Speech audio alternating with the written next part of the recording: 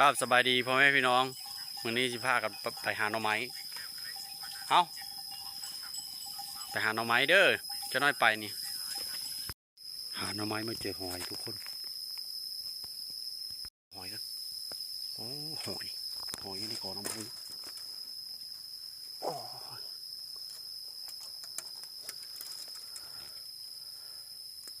หอยทุกคนหอยเหลือดินี่ใส่กระตาก่อนโอ้มีแต่น้ำ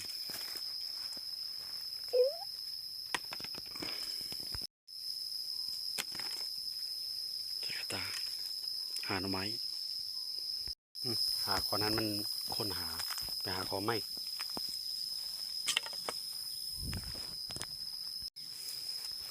ไปหาคนนั้นก่อนเขาสิหาเมดกูบอนแต่บ่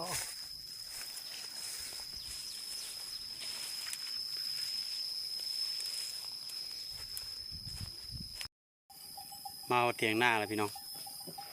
โอ้หน่อไม้ก็ได้ชำนี้เลยพี่น้องเลยมีหอยเหลือแล้วก็หน่อไม้หาลำบากคือสิได้อันนี้มอน้อยยานางแล้วก็ยานางเอาในทางมาฮ้อนหลายไปหาหน่อไม้เพื่อสิได้บ่ธรรมดา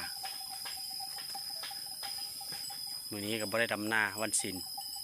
อันเขาไม่เท่าพอเท่าบ่คือดำโจมื้ออื่นก็ใส่หน้า